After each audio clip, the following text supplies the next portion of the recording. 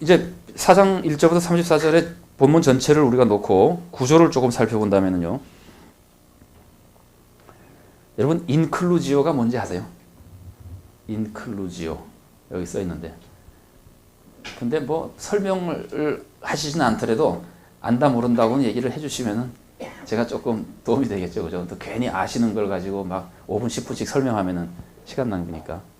또 혹시 모르시는 분이 20, 30% 차지하고 있는데도 그냥 아는 걸로 하고 넘어가면은 그것도 또 신뢰가 되고.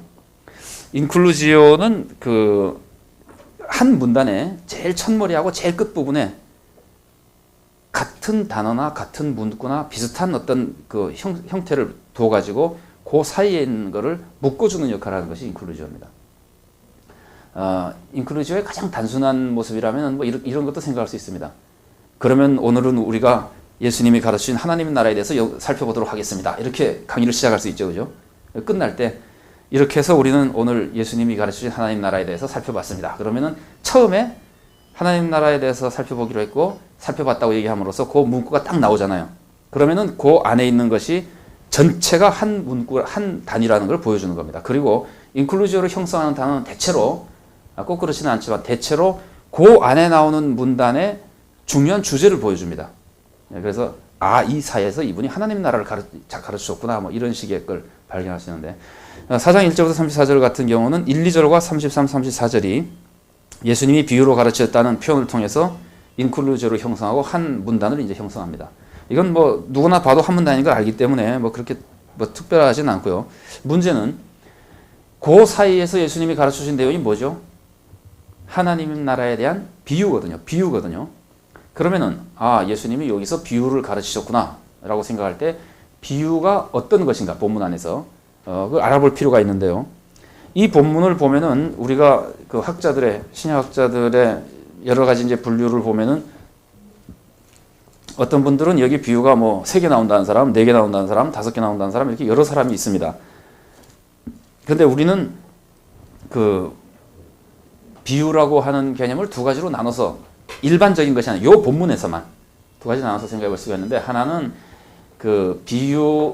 비유적인 것을 다 그냥 비유로 볼 수가 있습니다. 그러면 이 문단에는 5개 정도 나온다고 봐도 상관이 없습니다. 그런데 이 문단에서 무엇라고 설명하냐면은 예수님이 비유로 가르치셨다. 그런데 비유로 가르치신 건 누구에게 가르쳤죠? 무리들에게 가르치고 비유에 대한 설명은 제자들에게만 하죠. 그죠? 그렇게 보면은 요 내용 안에서 마가복음의 저자가 우리들에게 예수님이 비유로 가르치셨다고 말씀하실 때의 비유는 무리들에게 얘기한 것, 제자들에게 설명한 것이 아니고 무리들에게 얘기한 것을 주로 가리킨다고 보는 것이 옳지 않겠느냐라 그런다면은 예수님이 무리들에게 말씀하신 부분 안에서 비유를 찾는 것이 이 본문에서 저자가 말하고 싶은 비유라고 생각할 수도 있습니다. 그러니까 제자들에게 설명하기 위해서 예를 든 거 있죠. 그죠? 등불의 예라든지 뭐 많이 받은 자는 많이 받고 뭐 이런 예라든지 이런 것들도 비유라고 볼 수 있습니다. 그러나 마가가 여기서 예수님이 비유로 가르치시고 알아들을 수 있는 대로 가르치시고 제자들에게 설명해 줬다. 요 말하는 비유는 그것이 아닌 무리들에게 씨 뿌리는 자의 비유라든가 이렇게 말씀하는 것으로 볼 수도 있다. 그런 말씀이에요. 그렇게 조금 구별해서 생각해 볼 수 있는데 그렇게 구별해서 본다면은 예수님이 제자들에게 말씀하시는 것은요. 여러분 가지고 계신 자료의 15쪽을 보시면은 이렇게 교차대칭 구조를 2개 그려놓은 게 있는데요. 위에 있는 구조를 보면은 서론과 결론이 인클루저를 형성하는 같은 모습으로 이제 서로 대칭이 되고 그 다음에 B와 B-가 예수님께서 무리에게 말씀하신 겁니다. B도 예수님이 무리에게 말씀하신 것이고 B-도 예수님께서 무리에게 말씀하신 겁니다. 그리고 C만 예수님께서 제자들에게 말씀하신 겁니다. 그러면 이 형식만 보더라도 구별된단 말이죠. 그래서 C에 나오는 내용이 예수님이 제자들에게 말씀하신 것이라면 비유는 그 앞에 나오는 3절부터 9절까지 하고 26절부터 32절로 보는 것이 좋지 않겠느냐라고 생각하는 거예요. 그렇게 보면은 비유는 씨 뿌리는 자에 비유하고 은밀히 자라는 씨에 비유하고 겨자씨 비유하고 이렇게 3가지 비유가 됩니다.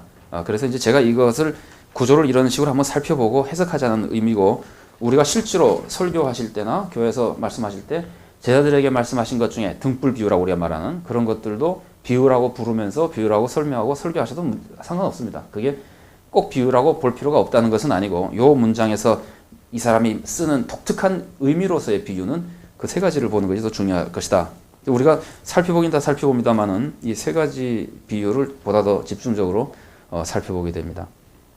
10절부터 25절이 제자들에게 예수님께서 말씀하신 것이라고 했을 때 이 제자들에게 말씀하신 내용을 잘 보면은 성경책이랑 가지고 계시면서 보실 수 있는 시간이 될지 모르겠습니다만은 10절부터 12절은요 홀로 계실 때 제자들 사람들이 나왔기 때문에 그러면 이걸 만일에 틈메우기를 한번 해보세요.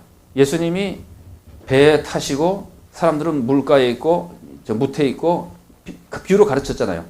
그런데 갑자기 10절에 가면 예수님께서 홀로 계시잖아요. 제자들이 나와서 또 얘기했잖아요. 그러고 나서 다시 21절에는 미안합니다. 26절에 또 가라사대 하나님의 나라를 하면서 사람이 뿌린 것 같으냐고 쭉 가르칠 때 이건 비유거든요.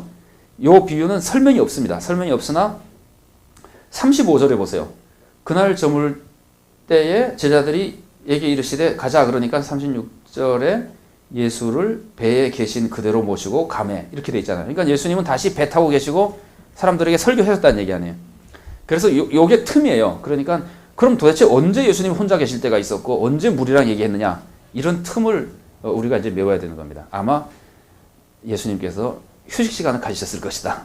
성경에 없는 겁니다. 짐작하기에는 그게 제일 자연스러운 방법인 것 같습니다. 그때 제자들이 왔고 제자들에게 예수님께 설명해 줬고 자 그럼 2강 시작합시다. 그래서 사람 다 모아놓고 두 번째 강의를 배 타고 다시 하셨을 것이다. 이게 이제 자연스러운 틈 메우기라고 저 같으면 그렇게 메우는 게 좋다고 생각합니다.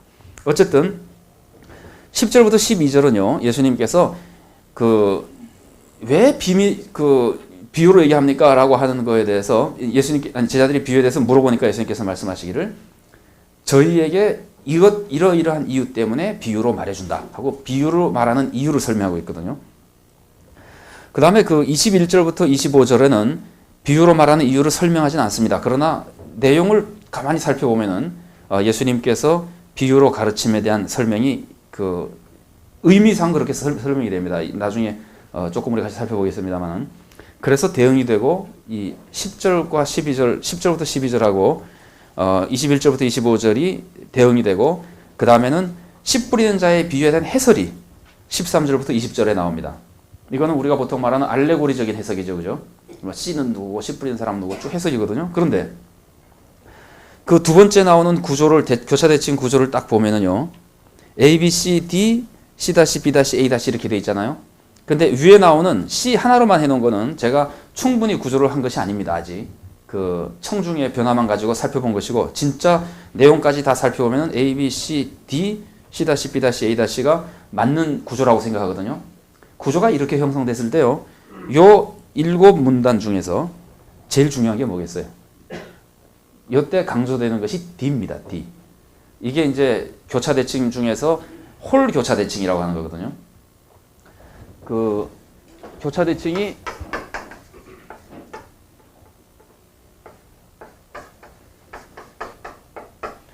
이렇게 가운데가 하나 남는 것을 홀 교차 대칭이라고 그러고요. 가운데가 없는 게 있어요. 우리 요번에도 나와요. 뒤에 가보면은 없이 그냥 C, C- 이렇게만 대응되는 것이 있습니다. 요건 짝 교차 대칭이라고 부르는데 홀 교차 대칭에서는요. 가운데 나와 있는 것이 강조되는 부분입니다. 이 교차 대칭법의 특징입니다. 그래서 이 문단에서 여러 가지 비유가 굉장히 중요하지만 우리가 관심 가지고 잊어버리지 말고 잘 봐야 될 것 중에 하나는 씨 뿌리는 자의 비유의 해설 부분이라는 거예요. 이 해설이 상당히 많은 것을 우리들에게 암시합니다. 이 해설을 이해해야지만 비유를 잘 이해할 수 있고 이 비유를 잘 이해해야지만 앞으로 나오는 비유를 또 이해할 수 있습니다. 예수님께서 그렇게 말씀하시죠. 이것도 모르면서 어떻게 딴 걸 알겠느냐. 그래서 이 D 부분이 강조됐다고 하는 거 우리가 기억하고 구조해서 넘어갑니다.